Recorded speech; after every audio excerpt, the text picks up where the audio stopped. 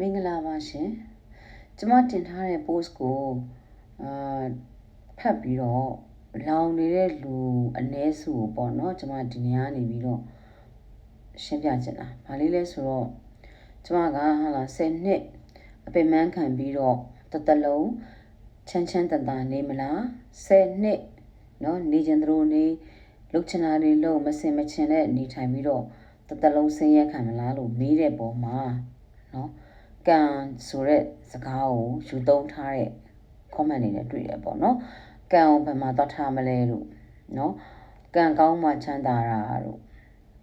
ကံအကြောင်းတွေထည့်ပြောကြတယ်အဲ့ဒီလူတွေကိုကျွန်မပြောပြချင်တာကကံဆိုတာကလူလောက်တာနော်ကံမှာအတိတ်ကံရဲ့ပြစ္ဆုတ်ပံကံရဲ့ဆိုတာရှိတယ်အဲ့တော့အတိတ်ကံဆိုတာကတော့မိမိကိုယ်တိုင်အတိတ်ဘဝလုပ်ခဲ့တဲ့ကောင်းမှုကုသိုလ်ကံမကောင်းမှုအကုသိုလ်ကံပေါ့နော်ဒီဘက်ဘဝမှာကိုလက်ရှိလုပ်နေတဲ့ပြစ္ဆုတ်ပံကံကိုကြတော့လေချက်ချင်းအကျိုးပေးတယ်အဲ့တော့ကျမတို့ဒီလူသားတွေကနော်လူမတန်ကံပုံချပြင်းမွဲသူဆင်းရဲလားနော်ကျမကဘာဖြစ်လို့ဒီ post ကလေးကိုတင်လိုက်တာလဲဆိုတော့ကျမအသက်ကအခု50နဲ့တစ်နှစ်ဖြစ်လာပြီအသက်50ပြည့်သွားပြီကျမကအသက်18နှစ်အရွယ်တည်းကလောကကြီးရဲ့အကြောင်းတွေကိုလေ့လာစီးဖို့အတွက်အပြင်လောကကိုထွက်လာတယ်ကျမအပြင်လောကထွက်လာရတဲ့အနေအထားအရန်ခက်ခဲတယ်ဒါတာမန်အမျိုးသမီးတယောက်တာမန်မိန်းကလေးတယောက်ရဲ့ထွက်လာနေနဲ့ထွက်လာတာမဟုတ်ဘဲနဲ့နော်အကုန်လုံးကိုတိုက်ခိုက်ပြီးတော့ကျမရဲ့ပတ်ဝန်းကျင်ကလူတွေနဲ့ကျမနဲ့တဟဆာတာမဖြစ်တဲ့အတွေးခေါ်တွေမှာလွဲချော်တွေနဲ့ကျမကပြဿနာပေါင်းတောက်ရင်ဆိုင်ရတာတစ်ဖက်ကိုယ့်ဘဝတိုးတက်ရေးကိုစူးစမ်းရတာတစ်ဖက်နောက်တစ်ခုကကျမအသက်19နှစ်အရွယ်မှာတည်းကကလေးအမေဖြစ်နေတဲ့အတွက်ကျမဘဝသမီးရဲ့ဘဝအနာဂတ်ကိုစီမံဖို့အတွက်ကျမမှာပြင်ဆင်ရတာတစ်ဖက်ပေါ့နော်အဲ့မှာမိဘတွေကကျမရဲ့လုပ်ရက်ကိုသာအားမပေးတာကျမတို့သာဘာမလုပ်အောင်ညာမလုပ်အောင်လို့ပြောတာသူတို့ဘာလုပ်ကြမယ်ဆိုတာလည်းသူတို့မသိသလိုကျမကိုဘာလုပ်လဲသူတို့ညွှန်ပြနိုင်တဲ့အနေအထားမရှိဘူးเนาะအဲ့လိုအခြေအနေမှာကျမကအပြင်လောကကိုထွက်လာတဲ့အချိန်မှာအရန်ကိုကျမအနေနဲ့ခါးသီးတဲ့အတွေ့အကြုံတွေအများကြီးကြုံနေရတယ်เนาะအဲ့တော့ကန်ဆိုတဲ့စကားကိုဒါသုံးမယ်ဆိုရင်တော့ကျမကန်ဆိုးခဲ့တယ်ပေါ့เนาะအဲ့ဒီအချိန်ကာလတော့ကျမကန်ဆိုးခဲ့ပါတယ်ပြဿနာတွေအများကြီးကိုတွေ့ခဲ့ရတယ်ကျမဘဝမှာခုနကတော့လူတွေပြောတဲ့ကံကိုထည့်ပြောရမယ်ဆိုရင်ကျမကံမကောင်းတဲ့သူဘလို့ကံမကောင်းတဲ့သူလဲဆိုတော့ကျမရဲ့ဇာတာမှာဗုဒ္ဓဘုကျော်ကမရဏမှာရှိတဲ့အတွက်ကျမဟာလူတွေရဲ့ကောင်းချိုးဒုက္ခကိုဘယ်တော့မှမခံစားရဘူးလူကောင်းတွေနဲ့ဘယ်တော့မှမတွေ့ဘူးကျမနဲ့နှစ်ဖူးတွေ့ဒူးတွေ့ပတ်သက်ရပြီဆိုရင်ရင်ဆိုင်ရပြီဆိုရင်ကျမဟာလူဆိုလူယုံမှာလူညစ်ပတ်တွေနဲ့ပဲဆုံရတယ်အဲ့ခါမှာအဲ့လိုလူဆိုလူယုံမှာလူညစ်ပတ်တွေနဲ့ဆုံခဲ့ရတဲ့အတွက်ကိုရေစုံမျောလိုက်မယ်ဆိုရင်တော့လေ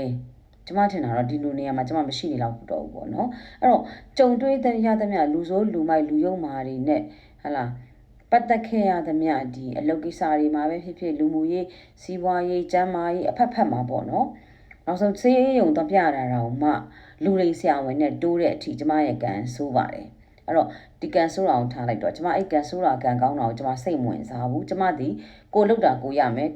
ကိုရလုတ်ချင်လိုချင်တာကိုရအောင်လုပ်မယ်ဆိုတဲ့အတွေးမျိုးပဲကျမမှရှိတာ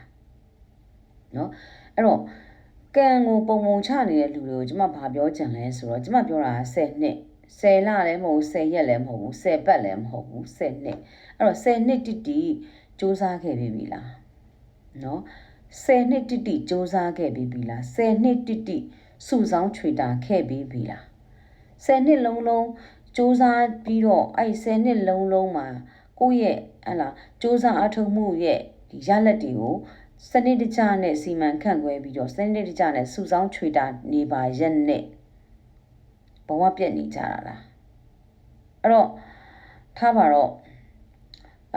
ဒီမိဖေးရေဘေးတဘာဝဘေးပေါ့နော်ရန်သူမျိုး၅ပါးရဲ့ဘေးအန္တရာယ်တွေကြောင့်ပျက်စီးဆုံးရှုံးသွားကြတဲ့သူတွေကတော့ချွင်းချက်နော်ဒီလိုလူတွေကိုတော့ကျမအနေနဲ့ချွင်းချက်အနေနဲ့ထားကြပါတယ်ဘာဖြစ်လဲဆိုတော့ဒါက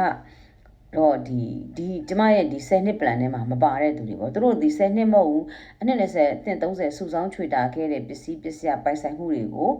ဒီမျက်မှောက်တစ်ခုခဏချင်းမှာ ဟာလာဒီတော့ဘေးအန်တယ်တွေကဝမ်းပြူသွားတာပေါ့လေဖြက်စီးလိုက်တာခံစားရတဲ့သူတွေရှိတယ်သိတယ်ကျမနော်ဒါကိုလည်းဟာလာဒါလည်းကျမတို့ရဲ့အတိတ်ကံကမကောင်းခဲ့တာဟုတ်ပါတယ်မှန်ပါတယ်ကျမနားလည်ပါတယ်အဲ့တော့လက်ခံပါတယ်ဒါပေမဲ့အဲ့ဒီကန်းဆိုတဲ့ဟာကိုလက်ညှိုးထိုးပြီးတော့ဖြင်းပြင်းနေတဲ့လူတစုကိုကျမဒီစကားလူတစုအတွက်ဒီစကားကိုကျမပြောတာဖြစ်တယ်နော်အဲ့တော့ဖြင်းနေတဲ့ပြင်းနေတဲ့လူတွေကခုနကတော့လူဟုတ်လားကိုကပိုင်ဆိုင်ပြီးပြီကွာကိုကချမ်းသာပြီးသွားပြီကိုကလက်ညှိုးညွန်ကရေးဖြစ်သွားပြီးသွားပဒီလိုကန်ဆုံးမှုမောင်ကြတဲ့အတွေ့အကြုံမျိုးရတဲ့လူတွေနဲ့မွေးကလေးကနေဘာမှမကြိုးစားဘာမှမလိမ္မာဘာမှမတိတက်နော်ဘာမှမတိဆောက်ထားလို့နော်အစတွေကဘဝပြတ်တာမဟုတ်ဘူးသူတို့ကဆိုတာဘဝပြတ်တာမဟုတ်ဘဝကိုမရှိတာဘဝကိုမရှိခဲ့ဘူးလားနော်သူတို့ဘဝတစ်ခုကိုပိုင်ဆိုင်ခဲ့ဘူးတာမရှိဘူးသူတို့ဒီလူတော့လူပဲခေါင်းတစ်လုံးပါလို့ဒါလူလို့ခေါ်ပေမဲ့လို့တရိษံနဲ့မချာ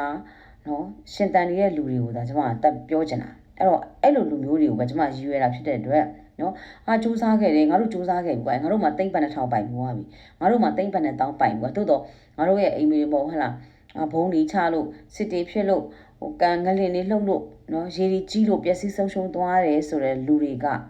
ချမ်းသာဘူးတယ်မလားနော်တတိဖြစ်ဘူးတယ်မလားချမ်းသာတယ်တတိဖြစ်တယ်ဆိုတော့ feeling ကိုခံစားပြီးပြီမလား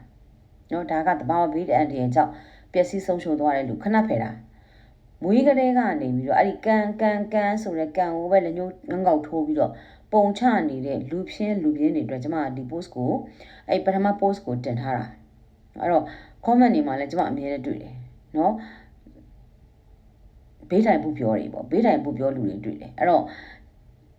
အခုကနေစပြီးတော့တခါမှမစူးစမ်းရဘူးသိရင်ခုနကစစူးစမ်းကြည့်လိုက်နော်တခါမှမစုဆောင်းရသေးရင်အခုကနေစစူးစမ်းပြီးတော့ရတဲ့ပတ်စံကိုနော်အရင်အကျင့်စိုးအတိုင်းမဖြုံးမတုံးမဲနဲ့စုဆောင်းကြည့်လိုက်အဲ့ကြရင်သိနေမယ်နော်